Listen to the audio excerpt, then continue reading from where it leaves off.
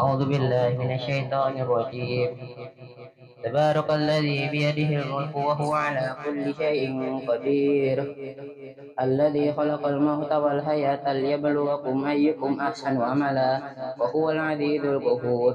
الذي خلق 7 سماوات طباقا ما ترى في خلق الرحمن من تفاوت ولجعل البشر قلتر من فتور ثم رجع البشر قسرتين ينقلب إليك البشر خاشئا وهو عسير. ولقد زينا السماء الدنيا بمصابيح وجعلناها رجوما للشياطين وأعتدنا لهم عذاب السعير. وللذين كفروا بربهم عذاب جهنم وبئس المصير. إذا ألقوا فيها سمعوا لها شهيقا وهي تفور قالوا تميزوا من الغيظ كلما ألقي فيها فوج سألهم خزنتها ألم يأتكم نذير قالوا بلى قد جاءنا نذير فكذبنا وقلنا ما نزل الله من شيء إن أنتم إلا في ضلال كبير. وقالوا لو كنا نسمع أو نعقل ما كنا في أصحاب السعير فاعترفوا بذنبهم فسحقا لأصحاب السعير. إن الذين يخشون ربهم بالغيب لهم مغفرة وأجر كبير. Jazakallah khairan katsiran. Semoga kita mendengarkan dan pahala dari Allah Subhanahu wa taala. Kemudian kita beralih ke acara selanjutnya, yaitu apel tausiah yang dibawakan oleh kepala sekolah kita, guru kita, yaitu Abu Syamil Sarina Hafizallah Ta'ala. Semuanya silakan dengarkan baik-baik, ambil faedahnya, jangan ada yang ngobrol, jangan berisik. Baik, waktu dan tempat dipersilakan. Kalau ada masyhur. Bismillahirrahmanirrahim. Assalamualaikum warahmatullahi wabarakatuh. Alhamdulillah, wassalatu wassalamu ala man la nabiyya ba'dah wa ala alihi wa sahbihi wa man ittaba'a hudah. Kita bersyukur kepada Allah Tabaraka Ta'ala yang masih memberikan kepada kita berbagai macam nikmat. Kemudian salam serta salam kita kirimkan buat Nabi kita tercinta Muhammad SAW serta keluarga dan para sahabat yang senantiasa mengikuti sunnah Rasulullah SAW. Pada pagi hari ini saya akan mengisahkan beberapa kisah para ulama dalam menuntut ilmu. Semoga menjadi penyemangat bagi kita semua dalam upaya kita menuntut ilmu. Kalau kita lihat para ulama terdahulu, mereka begitu bersungguh-sungguh mencari ilmu, ya, karena mereka mengetahui bahwa menuntut ilmu itu adalah ibadah. Talabul ilmi ibadah. Bahwa menuntut ilmu itu adalah ibadah. Dan karena mereka mengetahui bahwa seorang yang mengetahui ilmu agama memiliki kedudukan yang sangat mulia di dalam agama kita. Allah Azza wa Jalla berfirman, "Syahidallahu annahu la ilaha illa huwa wal malaikatu wa ulul ilmi qa'iman bil qist." Allah bersaksi bahwa tidak ada Tuhan yang hak selain Dia. Demikian pula para malaikat dan ulul ilm, yaitu orang-orang yang diberikan ilmu, qa'iman bil qist, yang bersaksi dengan penuh keadilan. Mereka persaksiannya digandengkan dengan persaksian para malaikat dan persaksian Allah Azza wa Jalla dalam tauhid, dalam keesaan Allah Azza wa Jalla. Allah Azza wa Jalla juga berfirman, "Yarfa'illahu allazina amanu minkum wallazina utul ilma darajat." Allah akan naikkan, Allah akan angkat kedudukan orang-orang yang beriman di antara kalian dan juga kedudukan orang-orang yang diberikan ilmu, ya. Bahkan Nabi kita Muhammad SAW tidak diperintahkan oleh Allah Azza wa Jalla untuk meminta tambahan sesuatu di dalam Al-Quranul Karim kecuali tambahan ilmu. Kata Allah kepada Nabi-Nya, "Wa qur rabbi zidni ilma." Dan katakanlah, wahai Muhammad, Rabbi, wahai Rabbku, zidni ilma, tambahkanlah ilmuku. Allah tidak memerintahkan Nabi-Nya untuk memohon tambahan-tambahan yang lain dalam perkara-perkara yang lain kecuali dalam tambahan ilmu. Oleh sebab itu, para ulama zaman dahulu, ya, mereka begitu semangat di dalam menuntut ilmu. Mereka begitu semangat di dalam menjalankan, ya, pengalaman mereka dalam menuntut ilmu. Di antaranya adalah kita lihat bagaimana seorang sahabat yang bernama Jabir ibnu Abdullah yang melakukan perjalanan, ya, 2 bulan ke negeri Syam, 1 bulan pergi, 1 bulan pulang, ya, hanya untuk mempelajari sebuah hadis. Jabir bin Abdullah, seorang sahabat Nabi SAW yang mulia, beliau diberitahu bahwa ada seorang sahabat Nabi yang pernah mendengar suatu hadis dari Nabi SAW, ya, yang beliau belum dengar. Hadis dari Nabi SAW yang beliau belum dengar. Maka beliau membeli onta, kemudian yang mengikatkan barang-barangnya di onta tersebut, kemudian melakukan perjalanan 1 bulan ke negeri Syam. Yaitu jaraknya dari Madinah ke Syam adalah 1 bulan perjalanan dengan onta. Kemudian setelah sampai di Syam, ternyata orang yang mendengar hadis dari Rasulullah SAW tersebut adalah Abdullah bin Unais. Maka Jabir bin Abdullah ya meminta penjaga rumah Abdullah bin Unais ya untuk bertemu dengan Abdullah bin Unais. Maka Abdullah bin Unais keluar dan memeluk ya Jabir bin Abdullah. Kemudian Jabir langsung bertanya. Kata Jabir, saya mendengar bahwa engkau menghafal suatu hadis dari Nabi SAW. Satu hadis. Ya, beliau melakukan perjalanan sebulan. Saya mendengar engkau menghafal satu hadis dari Rasulullah SAW yang belum sampai kepada aku. Aku khawatir sebelum aku meninggal, aku belum mendengar hadis tersebut.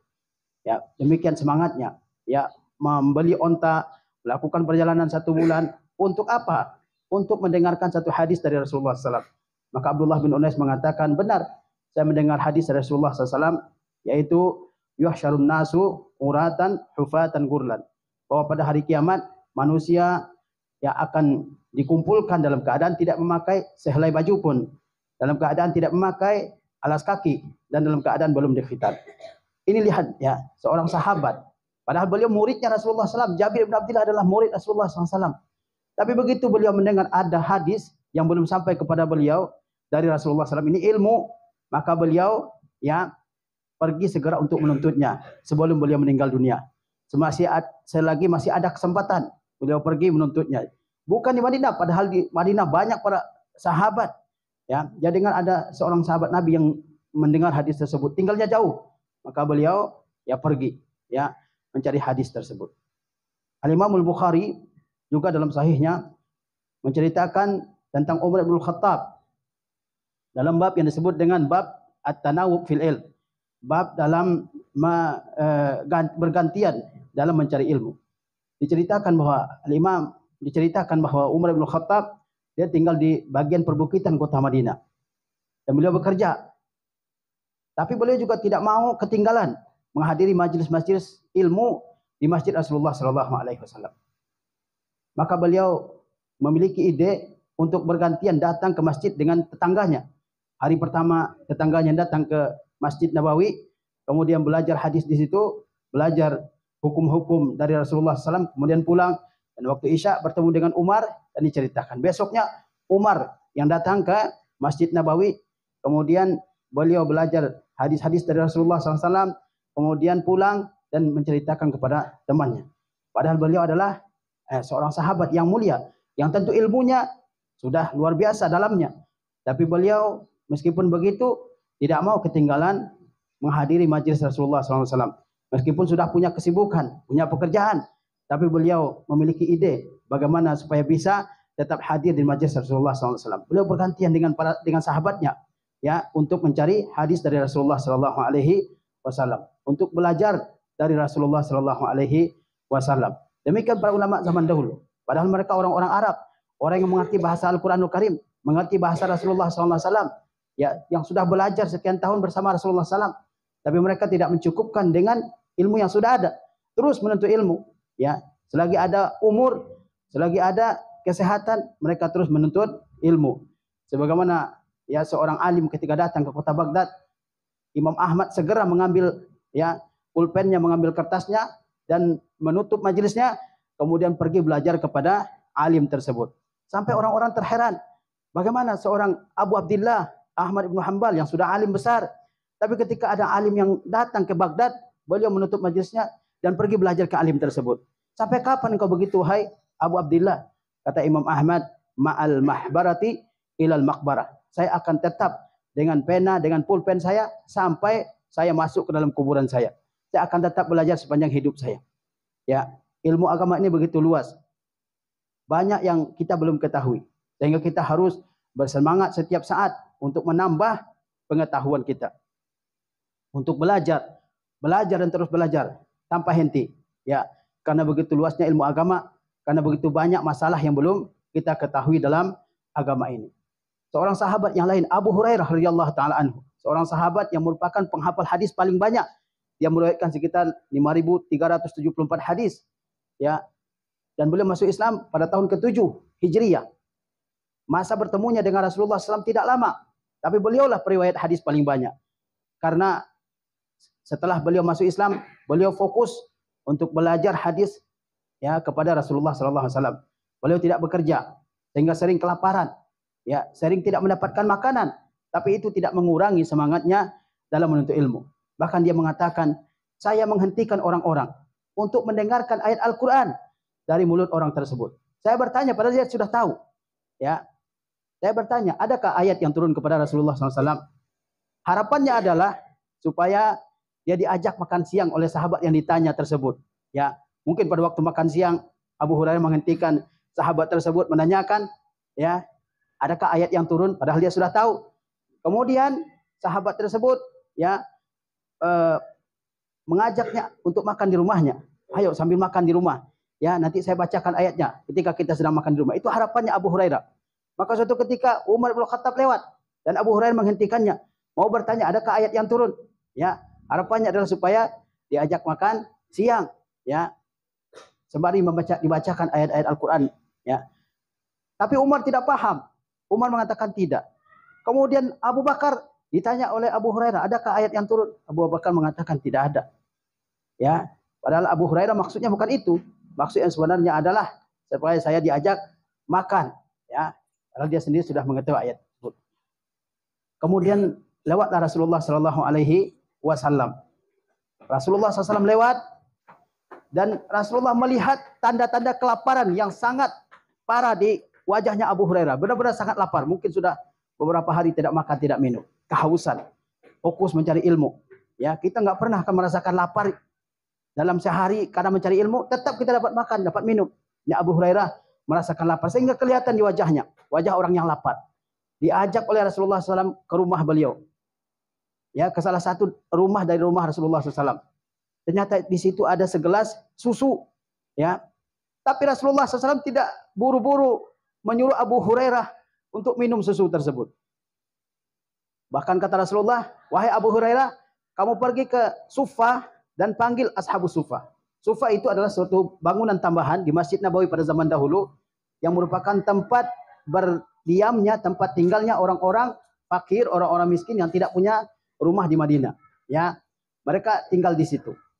Mereka tinggal di situ sampai mereka mendapatkan keluarga atau mendapatkan pekerjaan. Ya, dan jumlahnya banyak, mungkin ada 100 atau kurang atau lebih dari itu. Maka Abu Hurairah disuruh oleh Rasulullah SAW untuk memanggil ashabus Suffah. Ya, orang-orang yang menghuni Suffah. Padahal ini Abu Hurairah sedang lapar. Ya, Abu Hurairah sedang kelaparan. Tapi Rasulullah suruh panggil. Ya, dan dalam dirinya Abu Hurairah merasa susu itu sedikit. Kalau untuk saya dan Rasulullah mungkin cukup. Ini satu kampung mau minum susu, ashabus Suffah. Ya, bagaimana? Dia khawatir. Nanti saya tidak bisa minum susu. Padahal saya benar-benar lapar. Tapi Rasulullah SAW yang memerintah Abu Hurairah untuk memanggil ashabus Suffah.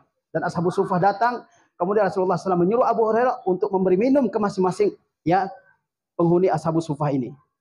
1 orang, 2 orang, 10 orang dan terus. Dan susu itu belum juga habis. Ini mukjizatnya Rasulullah SAW. 1 gelas susu cukup untuk banyak orang, ya. Sampai orang semuanya sudah kenyang, ashabus Suffah sudah kenyang, tinggal Abu Hurairah dan Rasulullah SAW. Rasulullah kemudian menyuruh Abu Hurairah untuk minum. Dan minum lagi sampai Abu Hurairah mengatakan, tidak saya dapatkan lagi saluran dalam perutku untuk susu wahai Rasulullah. Benar-benar kenyang. Kita lihat seorang sahabat Abu Hurairah, ya. Dia begitu bersemangat menuntut ilmu dalam keadaan fakir. Ini kalau kita ada kekurangan dalam ekonomi keluarga kita, bapak dan ibu kita mungkin punya kekurangan, jangan dijadikan itu rintangan, halangan untuk tidak menuntut ilmu, untuk malas-malasan menuntut ilmu. Abu Hurairah seorang sahabat yang fakir, ya, seorang sahabat yang miskin, tapi beliau tetap semangat menuntut ilmu. Kalau kita nggak punya makanan, jangan dijadikan alasan untuk tidak menuntut ilmu. Abu Hurairah itu sampai menempelkan perutnya ke tanah, ya, karena saking laparnya. Ini orang sangat lapar, saking laparnya ya, dia tempelkan perutnya ke tanah, dia tekan perutnya ke tanah supaya hilang rasa laparnya. Bahkan dia ceritakan, saya pernah mengikatkan batu dengan kencang di perut saya. Ya.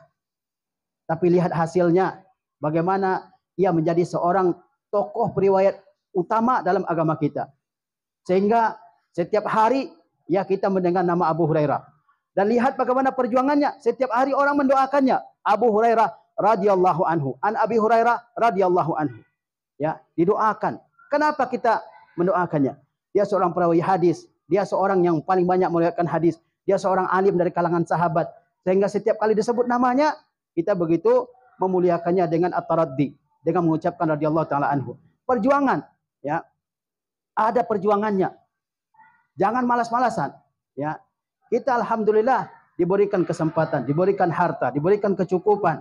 Tidak pernah merasa kekurangan dalam menuntut ilmu. Maka jangan sampai kita menjadi orang-orang yang malas-malasan di dalam menuntut ilmu.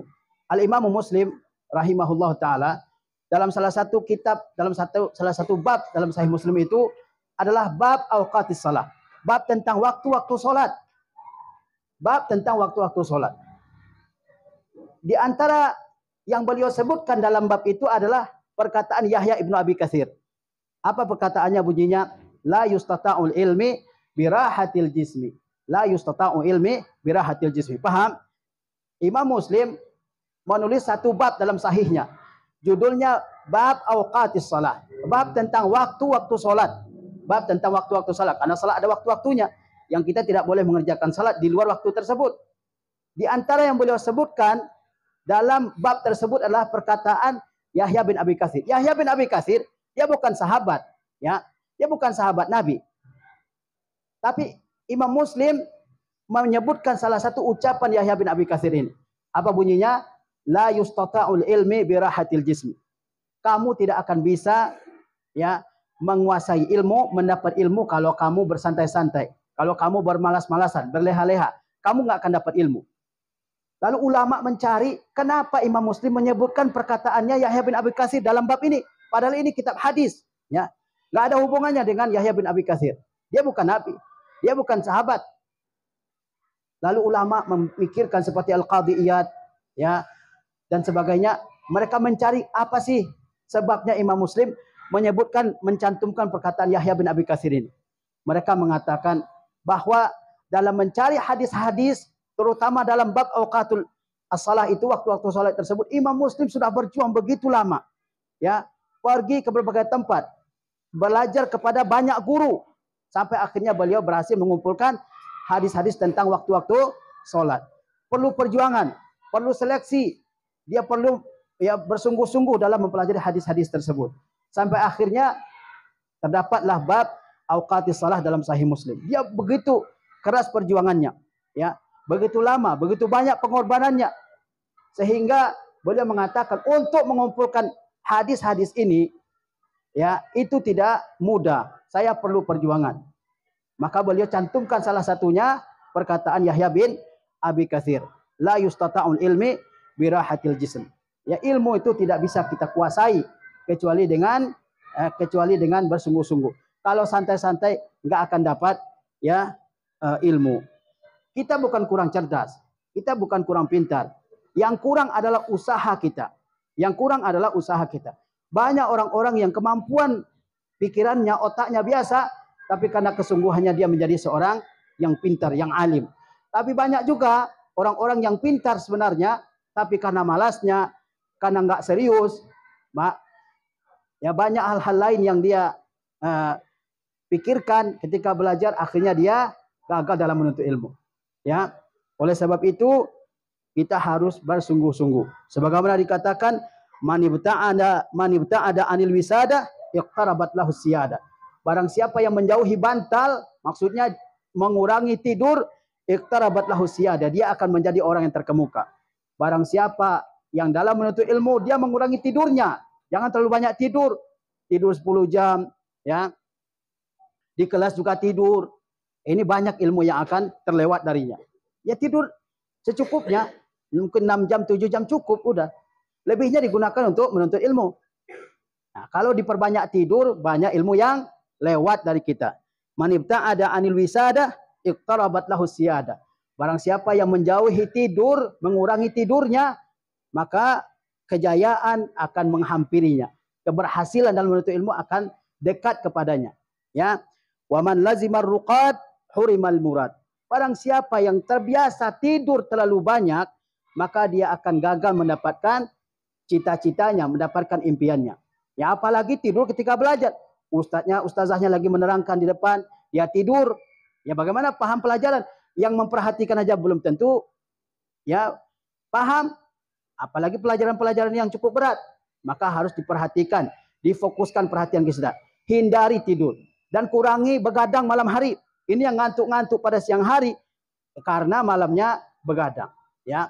Karena malamnya begadang. Kemudian waman laziman nauma sabaqa waman laziman naum sabaqahul qaum. Siapa yang ya menjadi kebiasaannya untuk banyak tidur, maka orang-orang lain akan mendahuluinya, ya. Orang sudah belajar, dia masih tidur. Orang sudah hafal sekian, dia baru mulai karena kebanyakan tidur. Kemudian waman yaghtarra bil amali tarakal amali. Siapa yang terperdaya dengan angan-angan, maka dia akan mengurangi usaha. Dia cuma punya impian, punya cita-cita, tapi nggak ada usaha, maka cita-cita tersebut tidak akan dia peroleh. Wal qimmah asasuhakum, wal qimmatu asasuhakum. Dan kejayaan itu dasarnya adalah kum, berdirilah, berusahalah. Nggak ada yang instan di dunia ini. Kamu mau jadi apa saja, perlu proses yang panjang, perlu perjuangan, perlu kerja keras. Apapun yang dimaukan oleh seseorang. Nggak ada yang instan. Yang simsalabim itu cuma dunia sulap. Ya, dunia menuntut ilmu, dunia yang mencari ilmu. Itu perlu perjuangan, perlu pengorbanan. Nggak ada yang tiba-tiba jadi orang alim. Jadi orang alim karbitan. Ya, tidak, ilmu itu dimakan sedikit demi sedikit. Ditelan sedikit demi sedikit. Berlalunya hari demi hari, maka kita akan memiliki pengetahuan yang luas. Maka harus bersabar, harus bersungguh-sungguh, harus mengorbankan ya waktu kita, harus mengorbankan tenaga kita untuk menuntut ilmu. Kalau tidak, jangan sampai sudah berlalu bertahun-tahun, ilmu kita masih segitu-segitu aja, nggak ada tambahannya, nggak ada pengetahuan yang bertambah, bacaan Qur'annya masih belepotan, bacaan hadisnya masih belepotan, cara sholatnya ya belum benar. Itu akibat tidak serius dalam belajar. Kita harapkan kita di sini itu serius. Ilmu alhamdulillah di sini banyak. Guru-guru di sini banyak ilmunya. Tinggal keseriusan antum dan antuna semua dalam belajar. Dengan keseriusan kita akan menjadi orang-orang yang berpengetahuan insyaallah, ya, dan Allah akan memberikan kemudahan bagi kita. Allah nggak akan berikan kemudahan kecuali kalau kita berusaha. Wa may yujahidu fina lanahdiyannahum subulana. Siapa yang berjuang karena kami akan tunjukkan kepadanya jalan-jalan kemudahan. Wa may yattaqillaha yaj'al lahu makhraja wa yarzuquhu min haitsu la yahtasib. Ya, barangkali ini yang bisa saya sampaikan dalam kesempatan yang berbahagia ini. Mudah-mudahan nasihat yang singkat ini bermanfaat bagi saya dan juga bagi antum dan antuna sekalian. Mudah-mudahan Allah Subhanahu wa taala tetap kokohkan kita semua dalam menuntut ilmu. Wassallallahu ala nabiyina Muhammad wa ala alihi washabihi wasallam. Wassalamualaikum warahmatullahi wabarakatuh. Alhamdulillah